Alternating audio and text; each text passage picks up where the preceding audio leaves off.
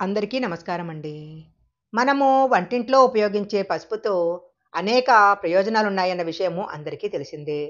పసుపుని వంటగదిలోనే కాకుండా పూజలు చేసుకునే సమయంలో కూడా ఉపయోగిస్తూ ఉంటాము. స్నానం చేసే నీటిలో పసుపు కలుపుకొని స్నానం చేసినట్లయితే ఏం జరుగుతుందో ఇప్పుడు మనం ఈ వీడియోలో తెలుసుకుందాము.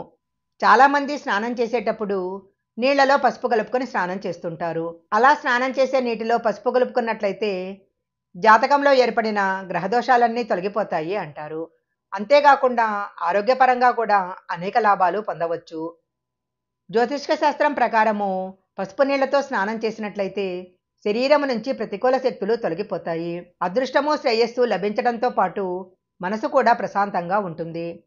స్నానం చేసే నీటిలో పసుపు కలుపుకొని స్నానం చేసినట్లయితే వివాహ విషయంలో ఏర్పడే దోషాలన్నీ కూడా తొలగిపోతాయి.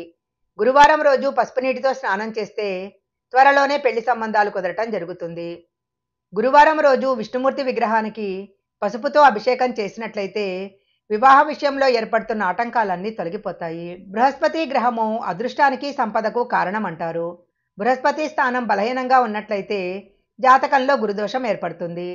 ఈ గురుదోష ప్రభావాన్ని తొలగించుకోవాలంటే పసుపు నీటితో స్నానం చేస్తే చాలా మంచిది. పసుపు గణేశుడి రూపం కాబట్టి పసుపుతో స్నానం చేసినట్లయితే గణపతి అనుగ్రహం కూడా లభిస్తుంది.